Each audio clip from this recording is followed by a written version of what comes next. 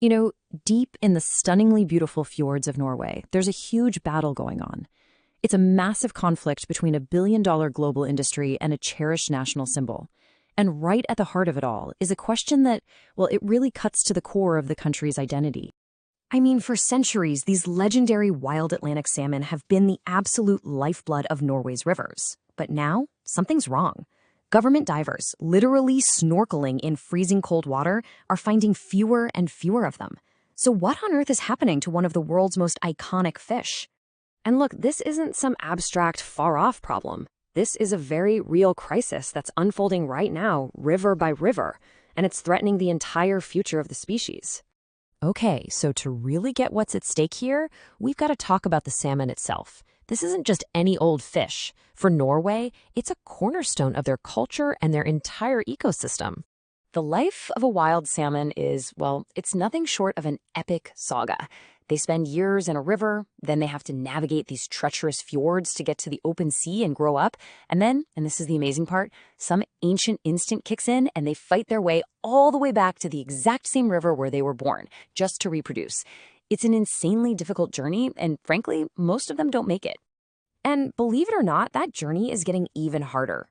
The numbers have dropped so low, so alarmingly low, that the authorities have had to take some pretty drastic measures.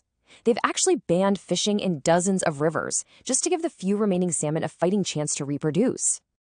So if it's not just about people fishing too much, what's the real threat here?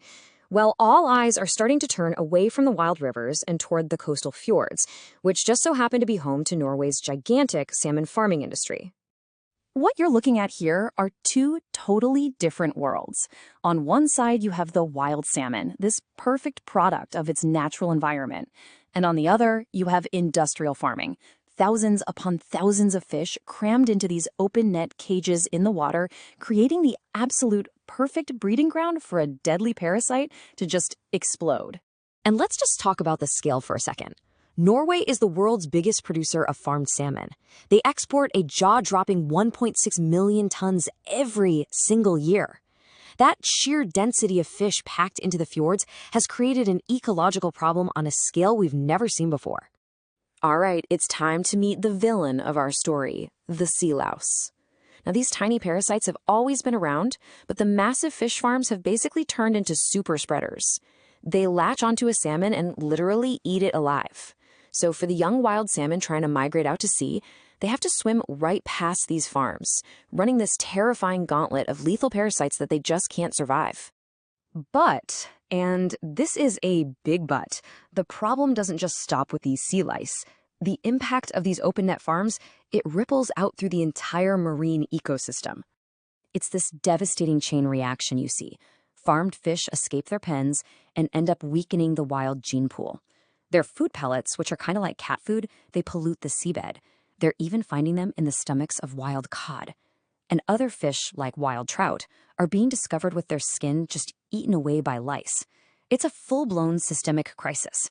This quote from a local fishing advocate, man, it just hits the nail on the head.